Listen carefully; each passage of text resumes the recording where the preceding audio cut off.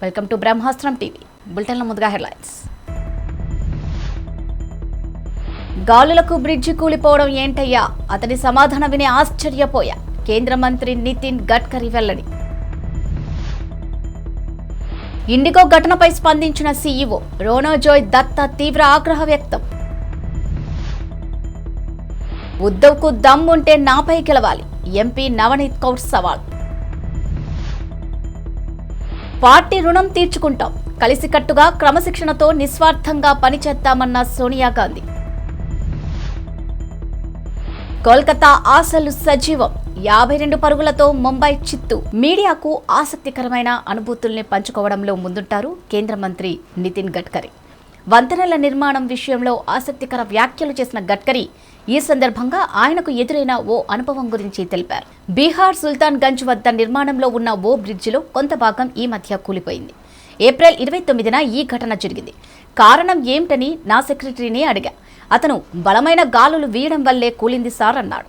IAS అధికారి స్థాయిలో ఉండి ఆయన అలాంటి వివరణ ఇచ్చేసరికి నాకు ఆశ్చర్యం వేసింది.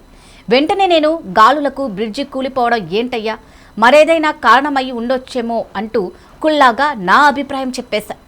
దేశంలో వంతెనల నిర్మాణంలో ఖర్చు తగ్గించాల్సిన అవసరం ఉందని, అదే సమయంలో ఇలాంటి ఘటనలను పరిగణలోకి తీసుకుని నాణ్యత విషయంలో కాంప్రమైజ్ కాకూడదంటూ ఢిల్లీలో ఓ ఈవెంట్కు హాజరైన గడ్కరీ వ్యాఖ్యలు చేశారు. దివ్యాంగ చిన్నారి విమానం ఎక్కేందుకు ఇండిగో ఎయిర్లైన్స్ సిబ్బంది నిరాకరించడంతో ఆ సంస్థ సీఈఓ రోనోజోయ్ దత్తా తీవ్ర ఆగ్రహం వ్యక్తం చేశారు. ఆ ఘటనపై విచారణ వ్యక్తం చేయడమే కాకుండా ఆ చిన్నారి కోసం ఎలక్ట్రిక్ వీల్ చైర్ ని కొనుగోలు చేయాలనుకున్నట్లు తెలిపారు. శారీరక వికలాంగుల సంరక్షణ కోసం తమ జీవితాలను అంకితం చేసే తల్లిదండ్రులే మన సమాజానికి నిజమైన హీరోలు అని అన్నారు. ఆయన బాధిత కుటుంబానికి తన సానుభూతిని తెలియజేశారు. ఆ ఘటన గురించి దత్తా మాట్లాడుతూ, మా కస్టమర్లకు మర్యాదపూర్వకంగా దయతో కూడిన సేవను అందించడమే మాకు ముఖ్యం. అయితే భద్రతా మార్గదర్శకాలకు అనుగుణంగా విమానాశ్రయ సిబ్బంది విమానం ముందుకు సాగుతుందా లేదా అనే దానిపై క్లిష్టమైన పరిస్థితుల్లో కఠినమైన నిర్ణయం తీసుకోవాల్సి వచ్చింది. ఈ సంఘటనకు సంబంధించిన అన్ని అంశాలను పరిశీలించిన తర్వాత ఇలాంటి క్లిష్ట పరిస్థితుల్లో ఒక సంస్థగా సాధ్యమైనంత వరకు సరైన నిర్ణయం తీసుకునేదని నేను భావిస్తున్నాను అని అన్నారు. అంతేకాదు, ఈ ఘటనపై పౌర విమానయాన శాఖ మంత్రి జ్యోతిరాదిత్య సింధియా ఆగ్రహం వ్యక్తం చేసిన సంగతి తెలిసిందే. పైగా ఆయన తానే స్వయంగా దర్యాప్తు చేపడతానని చెప్పడం గమనార్హం. హనుమాన్ చాలీసా వివాదంలో అరెస్టై బెయిల్పై విడుదలైన స్వతంత్ర ఎంపీ నవనీత్ కౌర్ రావున మహారాష్ట్ర ముఖ్యమంత్రి ఉద్దవ్ ఠాక్రేను మరోసారి లక్ష్యంగా చేసుకున్నారు. దమ్ముంటే వచ్చే ఎన్నికల్లో తనపై పోటీ చేసి నెగ్గాలని ఆయనకు సవాల్ విసిరారు. అమరావతి ఎంపీ అయిన నవనీత్ జైలు నుంచి విడుదలయ్యాక ఆసుపత్రిలో చేరారు. డిశ్చార్జ్ అయ్యాక విలేకరులతో మాట్లాడారు.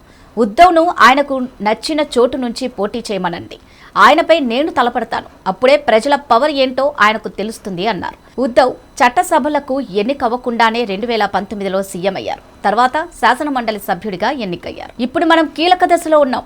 అడుగులు ముందుకు వేయడం తప్ప మరో మార్గం లేదు. పార్టీ రుణం తీర్చుకోవాల్సిన సమయం ఇది. కేంద్రంలోని బీజేపీ సర్కారును ఎదుర్కోవడానికి మంత్రదండాలు ఏమీ లేవు. కలిసికట్టుగా క్రమశిక్షణతో నిస్వార్థంగా పని చేయడమే మన తక్షణ కర్తవ్యం.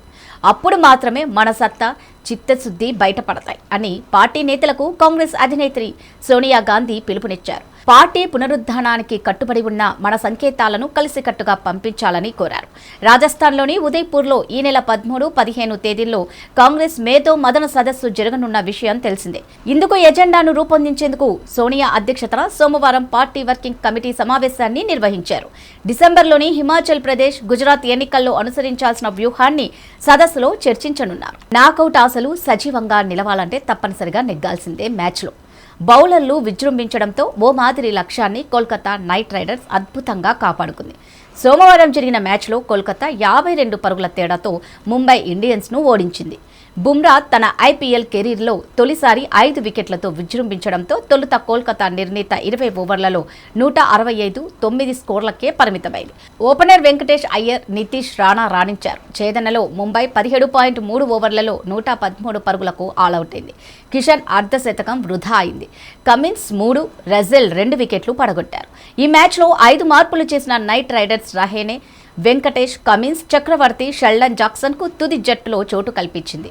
మ్యాన్ ఆఫ్ ది మ్యాచ్ గా బుమ్రా నిలిచాడు. పల్లెపల్లెలో విజేఆర్ ఫౌండేషన్ ఆధ్వర్యంలో మండల కేంద్రంలోని ప్రభుత్వ ఉన్నత పాఠశాలలో చదివే 10వ తరగతి విద్యార్థులు వార్షిక పరీక్షలు రాయడానికి విజేఆర్ ఫౌండేషన్ అధినేత వార్కటం జగన్నాథ్ రెడ్డి 140 మందికి ప్యాడ్లు, పెన్నులు పంపిణీ చేశారు.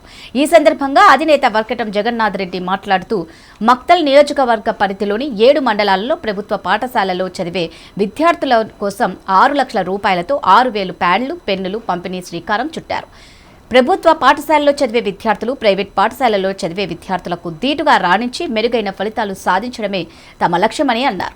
విద్యార్థులు చదువుకోవడానికి ఎన్నో ప్రోత్సాహకాలు అందించడం వల్ల బంగారు భవిష్యత్తుకు ఎంతో దోహదపడుతుందని అన్నారు.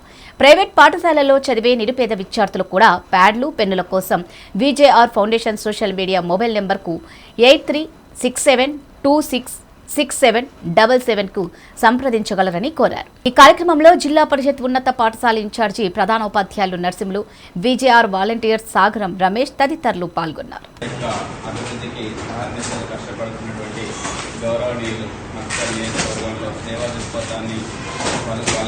ప్రతి ఉదయంలో పంచుతున్నటువంటి శ్రీ గౌరవనీయులు వార్కటం జగన్నాథ్ రెడ్డి గారు మన పాఠశాలకు ఇంతకు ముందులే విద్యార్థుల ఉపయోగార్థమై ఆల్-ఇన్ వన్స్ ఇవ్వడం జరిగింది.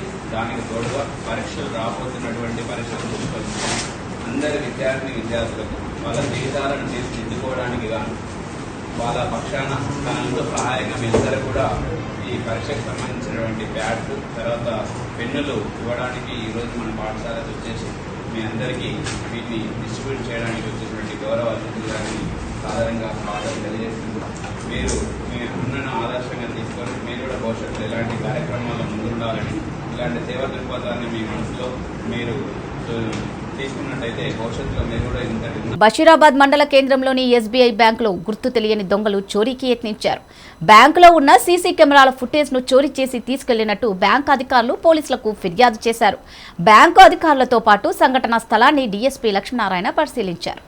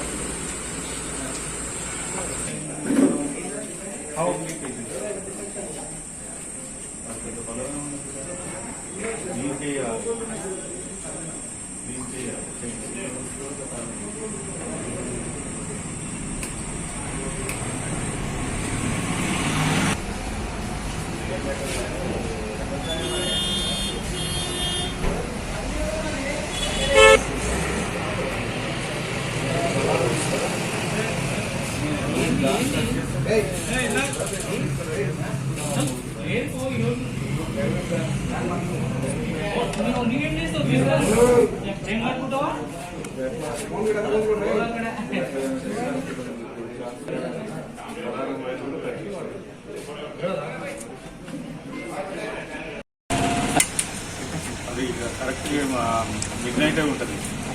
మిడ్నైట్ నుంచి తెల్లవారుజాము వరకు ఉంటుంది. అది కొద్దిగా దీని మీద నాలెడ్జ్ ఉన్న వ్యక్తులే, టెక్నికల్ నాలెడ్జ్, తర్వాత ఏదైనా గ్యాంగ్ ఏమైనా ఆపరేట్ చేసిందనే కోణంలో కూడా మేము వెరిఫై చేస్తున్నాము. తర్వాత ఫింగర్ ప్రింట్స్ క్లూస్ టీమ్ కూడా వచ్చింది, వాళ్ళు చెక్ చేస్తున్నారు. ఎలాంటి విలువైన వస్తువులు అయితే ఏమి పోలేదు. డాక్యుమెంట్స్ కూడా వెరిఫై చేయమని చెప్పాము మేనేజర్ గారికి.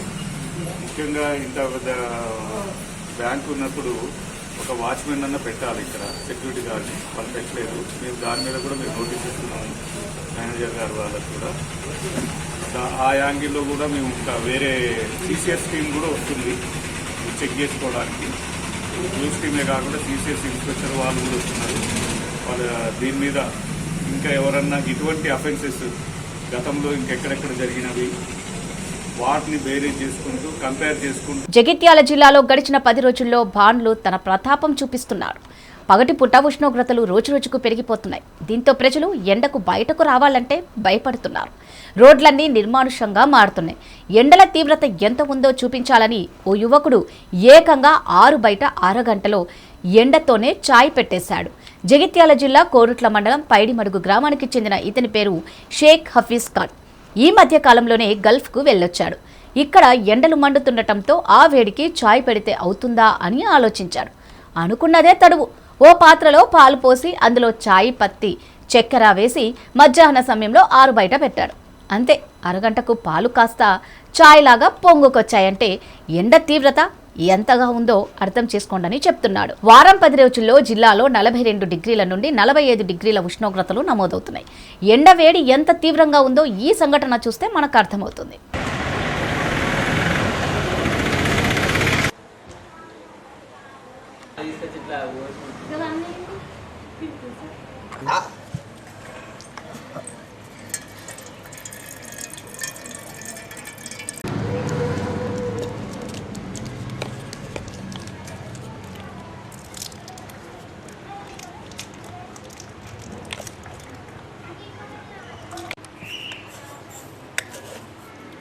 Doy.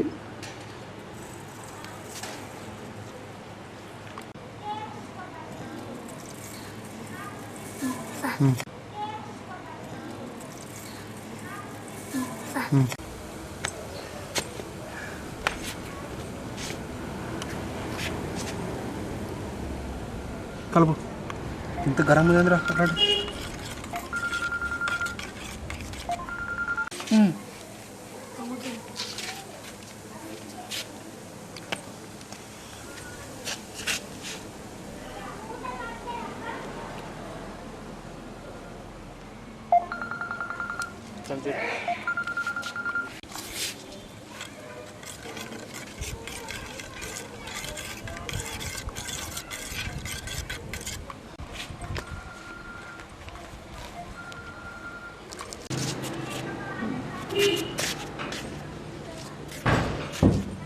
వేడి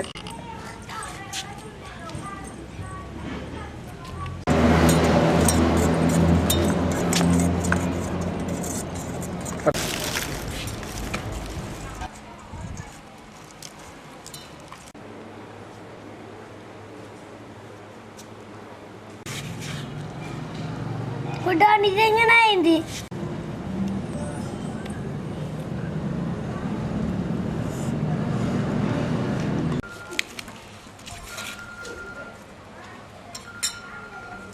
మామూలుగా ఈ 2-3 రోజుల నుంచి ఎండ బాగా కొడుతుంది. మరి ఎండ ఎంత కొడుతుందో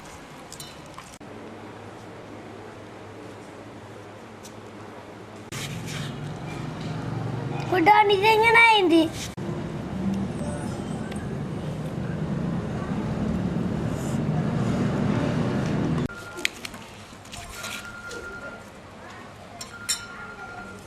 మామూలుగా ఈ 2-3 రోజుల నుంచి ఎండ బాగా కొడుతుంది. మరి ఎండ ఎంత కొడుతుందో తెలుసుకోవాలనిపించింది నాకు. అందుకోసం పాలు తీసుకొని చాయ్ పత్తి చక్కెర పోసి ఒకసారి ఎండలో పెట్టి చూసిన. ఒక 20-25 నిమిషాల తర్వాత చాయ్ అయిపోయింది. ఈ ఎండ ఇంత గట్టిగా కొడుతుందంటే మామూలుగా చాయ్ గరమే పొంగుతుంది, పొయ్యి మీద పెట్టినట్టు అయిపోతుంది. ఎంత ఘోరంగా ఉందంటే ఎంత తలకు బట్ట కొట్టుకొని పోయినా అని కొబ్బరి నీళ్ళు అయినా తగ్గుతలేదు, అయినా చెమట పోతున్నాయి, పానం అంతా కింద మీద బేజారైపోతుంది. జగిత్యాల జిల్లా కోరుట్ల ఎమ్మెల్యే క్యాంప్ ఆఫీసులో కోరుట్ల మండల పట్టణ శాఖ ఆధ్వర్యంలో పత్రికా సమావేశంలో టీఆర్ఎస్ నాయకులు మాట్లాడారు. ఎంపీ అరవింద్, బీజేపీ నాయకులు తప్పుడు ఆరోపణలతో ప్రజలను మభ్యపెట్టేందుకు యత్నిస్తున్నారని, వ్యక్తిగత దూషణలతో కాలం గడుపుతూ రాష్ట్ర అభివృద్ధికి ఆహర్నిశలు కృషి చేస్తున్న సీఎం కేసీఆర్ స్థానిక ఎమ్మెల్యే కల్వకుంట్ల విద్యాసాగర్ రావుపై అనుచిత వ్యాఖ్యలు చేస్తున్నారని వారు దుయ్యబట్టారు.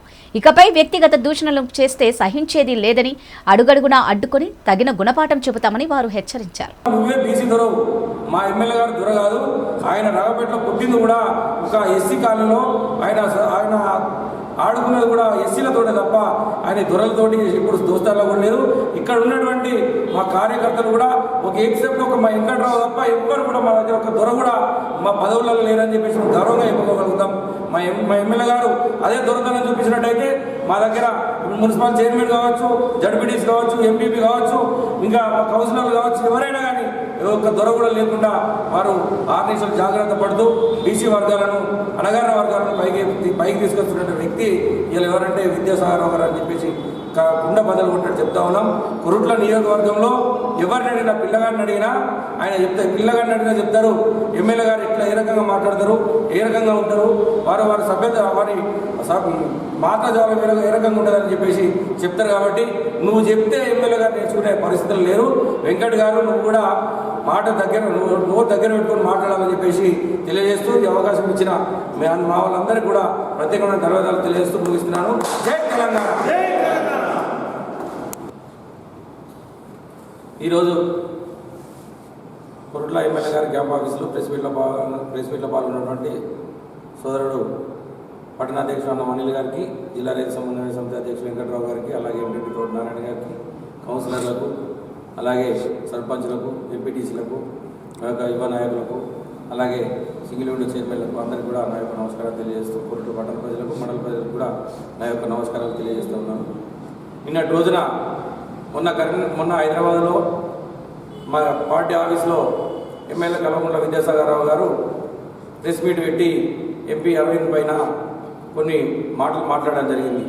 ఏమిటంటే ఆయన అభివృద్ధి ఏం చేసిండు ఈ 3 సంవత్సరాలలో, ఏ రకమైనటువంటి అభివృద్ధి ఈ యొక్క నిజామాబాద్ పార్లమెంట్ అసెంబ్లీలో జరిగింది అని చెప్పేసి దానిపైన వారు మాట్లాడడం జరిగింది.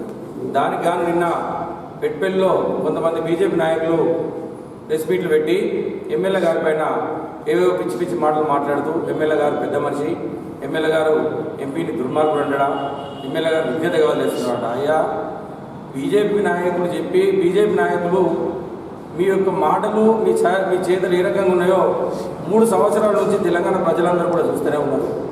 మీ ఎంపీ గారు ప్రొద్దున లేచి నుంచి సాయంత్రం దాకా ఏం మాట్లాడతారు, ఏ రకంగా మాట్లాడతాడు, ప్రజల గురించి ఏం మాట్లాడతాడు, రైతుల గురించి ఏం మాట్లాడతాడు, అవన్నీ కూడా ప్రజలు గమనిస్తూనే ఉన్నారు.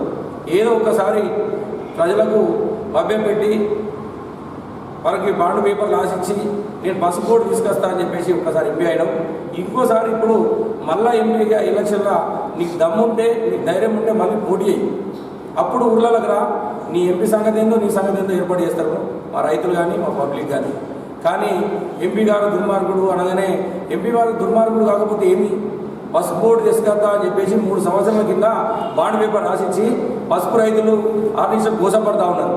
మీరు పసుపు బోర్డు కావాలంటే స్పైస్ బోర్డు తీసుకొచ్చి ఇచ్చినాం, అదే స్పైస్ బోర్డు గొప్పది అని చెప్పేసి నువ్వు కూడా మాట్లాడుతున్నావు. నీకు రైతుల గురించి కానీ పసుపు గురించి కానీ నీకు కూడా ఏమైనా తెలుసా అని చెప్పేసి నేను అడుగుతా ఉన్నాను. నీకు దమ్ముంటే 2 ఎడ్లు ఒక నాగ తీసుకుని రా, నేను కూడా వస్తాను, మా ఎమ్మెల్యే గారు కూడా వస్తారు, నువ్వు రైతువా నేను రైతును అప్పుడు ఏర్పాటు చేద్దాం. నీ లెక్క సూలు వేసుకొని బతలేడు మా ఎమ్మెల్యే గారు. పొద్దుగాల లేచి నుంచి పొద్దుగా దాకా ప్రజల కోసం, ప్రజల మధ్యలో ప్రజలతోటి వారు బతకడం జరుగుతుంది. ప్రజల కోసమే బతుకుతున్నారు. అన్ని రకమైనటువంటి కాంట్రాక్టులు కానీ పనులు కానీ మానేసుకొని ప్రజల కోసం బతుకుతూ ఉన్నారు. ఆయన గురించి మాట్లాడే అర్హత కానీ నీకు హక్కు అని మీకు లేదని చెప్పేసి తెలియజేస్తా ఉన్నాను. అన్ని విధాల ఈ యొక్క 119 కాన్స్టిట్యూన్సీలలో కొరుట్ల కాన్స్టిట్యూన్సీలో అన్ని విధాల ముందట ఉంచుతూ ప్రతి ఒక్కరికి పొద్దున లేచి నుంచి సాయంత్రం వరకు ప్రతి ఒక్కరికి కలుస్తూ అందరినీ కూడా ప్రేమ ఆప్యాయాలతో మాట్లాడే మా ఎమ్మెల్యే. ఇన్ని బాయిలర్లు వచ్చినాయి, ఇవన్నీ ఏ ప్రభుత్వం ఉన్నా సెంట్రల్ నుంచో అక్కడి నుంచి వచ్చేవి వస్తూనే ఉంటాయి. మీ ఎంపీల నుంచి నిజామాబాద్ పార్లమెంటుకు ఏం పనిచేసిండు? కరోనా కాలంలో ఎంతమంది అన్ని దవాఖానాలు తిరిగిండు, ఎన్ని టెస్టింగ్ కిట్లు ఇచ్చిండు, ఎన్ని ఆక్సిజన్ సిలిండర్లు తెప్పించిండు, అది మాట్లాడాలి. ఇవన్నీ ఏం లేవు. కరోనా వచ్చినప్పుడేమో ఒకసారి వస్తాడు, దానికి పోతాడు. ఏ హాస్పిటల్ సందర్శించింది లేదు, ఒకసారి మన వైద్యాధికారులతో రివ్యూ మీటింగ్ పెట్టింది లేదు, ఏదో ప్రైవేట్ ఫంక్షన్లకు వస్తాడు పోతాడు.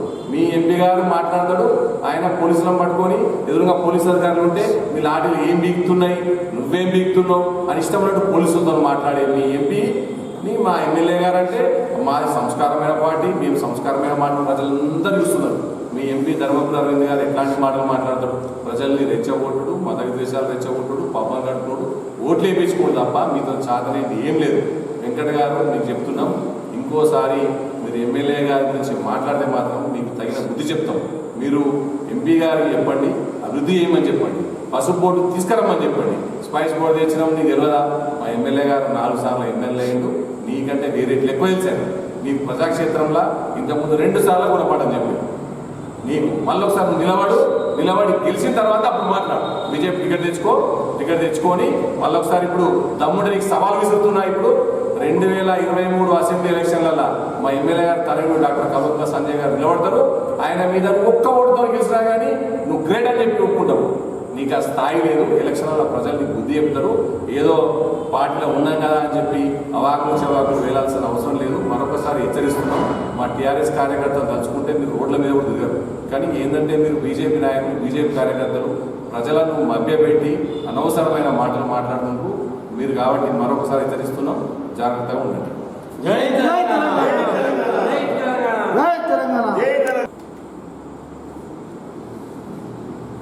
అందరికీ నమస్కారం. నిన్న బీజేపీ నాయకులు జేఎన్ వెంకట్ గారు ప్రెస్ మీట్ పెట్టి మన గౌరవ సాధన సభ్యులు కలవకుండా విద్యాసాగర్ రావు గురించి వారు అవాకులు చెవాకులు వేరింది. ముందుగా జేఎన్ వెంకట్ గారిని హెచ్చరిస్తున్నాం. మీరు నోరు అదుపులో పెట్టుకోవాలి. మీరు కేసీఆర్ గారిని కానీ విద్యాసాగర్ రావు గారిని విమర్శించే స్థాయి ఇది కాదు. నీ స్థాయి ఏంది, అసలు నీ పరిస్థితి ఏంది ఫస్ట్ తెలుసుకొని మాట్లాడాలి. ఎంపీ గారి గురించి మాట్లాడారు. దమ్ముంటే ఆయన ఒక జిల్లా అధ్యక్షుడు, టీటీడీ బోర్డు మెంబరు, 4 సార్లు ఎమ్మెల్యే గెలిచిండు. మీ ఎంపీ గారితో మాట్లాడు. నువ్వు మాట్లాడాల్సిన అవసరం లేదు. ఇలాంటి వాళ్ళు 1000 మంది ఉంటారు పార్లమెంటు స్థాయిలో. ఈ పార్లమెంట్ కాన్స్టిట్యూన్సీలో 1,00,000 మంది ఉంటారు ఇలాంటి కార్యకర్తలు. నువ్వు ఫస్ట్ మాట్లాడి తప్పు చేసినావు. తర్వాత నువ్వేమో పెద్ద మనిషి, ఆయన అంత వయసు ఉంటుంది ఇంత వయసు ఉంటుంది మాట్లాడి నువ్వు అని ఏకవచనంతో సంబంధించి బీజేపీ కార్యకర్తలు మేము సంస్కారాన్ని నేర్పిన పార్టీలో ఉన్నాం అని చెప్పి మాట్లాడిన మనిషివి నువ్వు. నీ కాన్స్టిట్యూన్సీ శాసనసభ్యుల్ని నువ్వు ఏకవచనంతో నువ్వు పెద్ద మనిషివి, నీ వయసు ఏంది అని మాట్లాడినావు. ఫస్ట్ నువ్వు అది బంద్ చేయాలి. ఒక పెద్ద మనిషిని, ఒక ఎమ్మెల్యే గారిని మాట్లాడేటప్పుడు గౌరవ శాసనసభ్యులు మీరు అని మాట్లాడాలి. మేము ఎంపీ గారిని మాట్లాడినా ఎప్పుడైనా ఎంపీ గారు అని చెప్పి అంటాం. కానీ మీరు అది నేర్చుకోవాలి. తర్వాత మీరు ప్రజలందరినీ మభ్యపెట్టి మీ ఎంపీ గారు పసుపు బోర్డు తీసుకెళ్తే 5 రోజులు అని చెప్పి మోసం చేస్తే ఈరోజు నిన్నను ప్రెస్ మీట్ పెట్టే టైంలో కూడా 6 ఎంపీ ఇంటికి ముందట పసుపు రైతులు పసుపు వచ్చి నిరసన తెలిపారు. ఎందుకు తెలిపారు? వాళ్ళతో మాట్లాడే కదా, చెప్తారు కదా. ప్రజలందరితో మాట్లాడితే ఎవరు విమర్శిస్తే వాళ్ళని విమర్శించరు. కేసీఆర్ గురించి మాట్లాడినాం. కేసీఆర్ గారు భాష నేర్పారు, తెలంగాణ ప్రజలకు సంస్కారం నేర్పారు. తెలంగాణ ఉద్యమాన్ని రగిలించేందుకు తెలంగాణ యాసల భాషల కేసీఆర్ గారు మాట్లాడితేనే ఈరోజు 3 కోట్ల తెలంగాణ ప్రజలు ఏకమైనరు. ఈరోజు తెలంగాణ సాధించినాం. తెలంగాణ సాధించిన రాష్ట్రానికి తెలంగాణ ముఖ్యమంత్రులు, మీ కేంద్ర మంత్రులేమో పోయి అక్కడ మంచి ఉన్నారు. మీలాంటి చిన్న స్థాయి నాయకులేమో ఇక్కడ కేసీఆర్ని విమర్శిస్తాము. మీరు ఎమ్మెల్యే గారి గురించి మాట్లాడి మేము ఆ బోర్డు ఇచ్చినాం. నీ ఎంపీ గారిని అడుగుతున్నాం. గెలిచిన 3 సంవత్సరాల్లో నీవు ఉన్న మెట్పల్లి పట్టణం కానీ కుర్ల పట్టణం కానీ ఎన్ని నిధులు తీసుకొచ్చింది? గౌరవ కవితక్క గారు అప్పుడు మాజీ ఎంపీ, ఇప్పుడు శాసనమండలి సభ్యురాలు, కొరుట్ల పట్టణానికి 50 కోట్లు, మెట్పల్లి పట్టణానికి 50 కోట్లు ఇచ్చారు. ఇక్కడ ఎండాకాలంలో వాటర్లు ఇవ్వండి 36 లక్షల రూపాయలు ఇప్పించారు. ఇంకా ఎన్నో నిధులు ఇప్పించారు, ఎన్నో కార్యక్రమాలు చేశారు. మీ ఎంపీ మా కవితక్క దానిలో ఒక 1% అభివృద్ధి చేసిందా? ఫస్ట్ చెప్పి మాట్లాడు. పురుషోత్తం మహారాజ్ పాటిల్ కీర్తన్కర్ బైంసా మండలంలోని కుంసర గ్రామంలో శివాజీ మహారాజ్ విగ్రహ ప్రతిష్టాపన కార్యక్రమంలో పాల్గొనడానికి వస్తున్న సందర్భంగా మార్గ మధ్యలో బైంసా టౌన్లోని రామారావు పటేల్ నివాసంలో అల్పాహారం స్వీకరించారు. ఈ సందర్భంగా ఆధ్యాత్మిక, ధార్మిక విషయాలపైన చర్చించారు.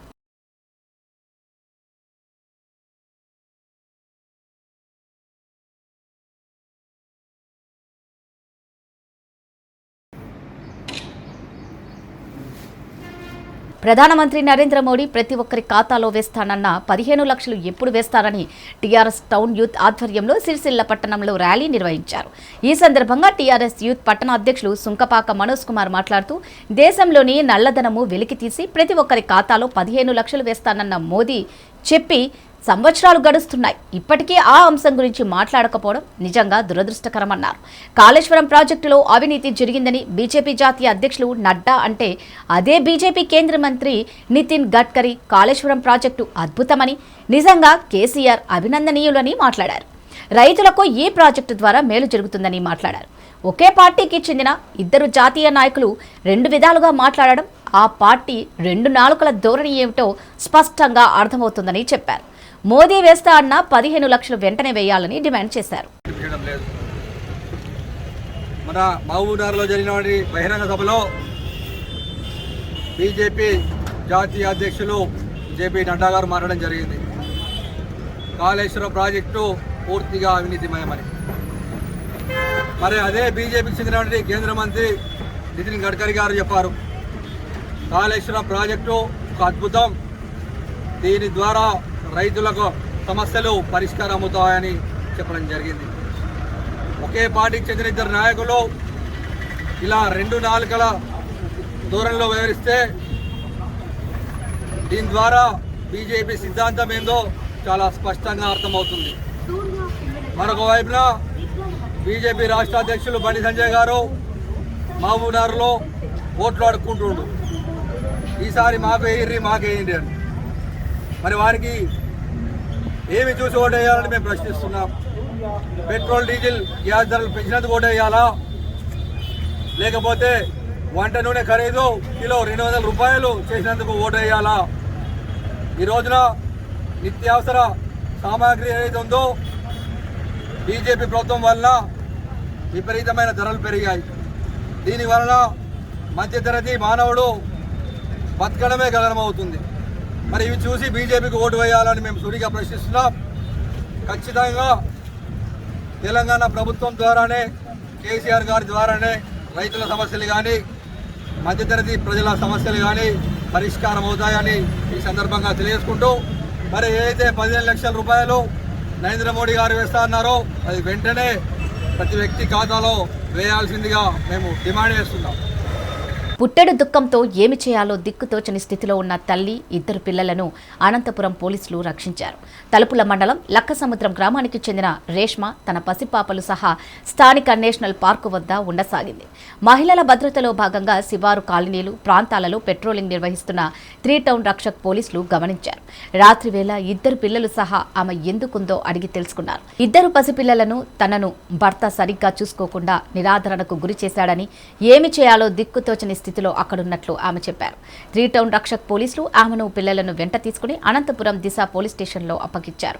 దిశ డీఎస్పీ ఆర్ల శ్రీనివాసులు మానవత్వంగా వ్యవహరించి ఆమెకు పిల్లలకు భోజన సదుపాయం కల్పించారు.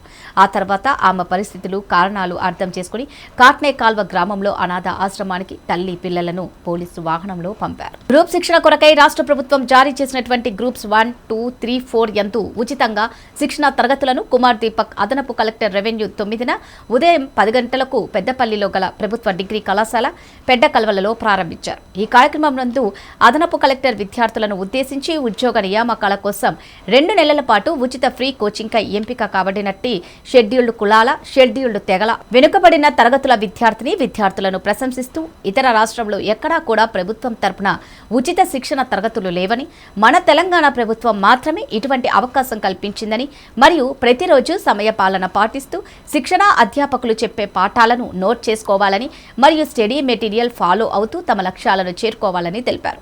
అలాగే ఈ అవకాశమును విద్యార్థులు అందరూ ఉపయోగించుకోవాలని కోరారు. కేంద్ర ప్రభుత్వం ఉన్నాయి, పిఎస్యూలు ఉన్నాయి, ఎస్టేట్ పిఎస్యూ అన్ని కొన్ని తెలంగాణ ప్రభుత్వం నుంచి ఇంటర్వ్యూ రిమూవ్ అయింది, కానీ మిగతా కేంద్ర ప్రభుత్వానికి జాబ్లో ఇంటర్వ్యూ ఉన్నాయి. దానికోసం కాన్ఫిడెన్స్కి ఎక్కువ ఇంపార్టెన్స్ ఉంటాయి. సో మీ దగ్గర కాన్ఫిడెన్స్ ఉండాలి. సో అది చాలా సింపుల్ ఉంటాయి. ఏమంటే ఆ డోర్ ఓపెన్ చేస్తే అది మొత్తం ఐసోలేటెడ్ సిస్టంలో ఎనర్జీ ఇస్తున్నాము, అంతే కదా. ఎనర్జీ ఇచ్చిన తర్వాత ఖచ్చితంగా టెంపరేచర్ ఇంక్రీజ్ ఉంటుంది. ఐస్ వాటర్లో ఉంటాయి, కొన్ని బయట ఉంటాయి. దాని తర్వాత x+y సెంటీమీటర్స్ ఆ వాటర్ లెవెల్ అవుతుంది. సో జాగ్రత్తగా వినండి, డౌట్ అయితే అడగాలి. సో ముందు ఒక వాటర్ గ్లాస్ లో x సెంటీమీటర్ వాటర్ ఉన్నాయి. దాని తర్వాత ఒక ఐస్ క్యూబ్ పెట్టిన తర్వాత ఆ వాటర్ లెవెల్ ఇంక్రీజ్ అయ్యి x+y అయింది. కొంచెం టైం తర్వాత ఐస్ మెల్ట్ అవుతుంది, అంతే కదా. ఆ మెల్ట్ అయిన తర్వాత మీరు వాటర్ లెవెల్ చెప్పాలి. ఆ వాటర్ లెవెల్ ఏమవుతుంది? x ఉంటాయి, x+y ఉంటాయి, గ్రేటర్ దెన్ x+y ఉంటాయి, లెస్ దెన్ x+y ఉంటాయి. ఆ 4 ఆప్షన్ ఇచ్చిన తర్వాత x+y చెప్పిన వాళ్ళు ఎంతమంది? ఓకే, ఎందుకు x+y అవుతుంది? వెయిట్ కాదు, అది ఆన్సర్ సరే కాదు. వాల్యూమ్ ఎంత డిస్ప్లేస్ అవుతుంది అంతే ఫ్లోట్ అవుతుంది, అంతే కదా. So level of water will remain x+y. అది సింపుల్ 8th క్లాస్ క్వశ్చన్ ఉన్నాయి, సింపుల్ 8th క్లాస్ క్వశ్చన్. ఎవరైనా మంచిగా 8th క్లాస్లో చదివిన వాళ్ళకి అసలు డౌట్ రాదు. డౌట్ వచ్చిన ఇవి బులెటిన్ అప్డేట్స్. మరో బులెటిన్లో మళ్ళీ కలుద్దాం. అంతవరకు సెలవు. నమస్కారం.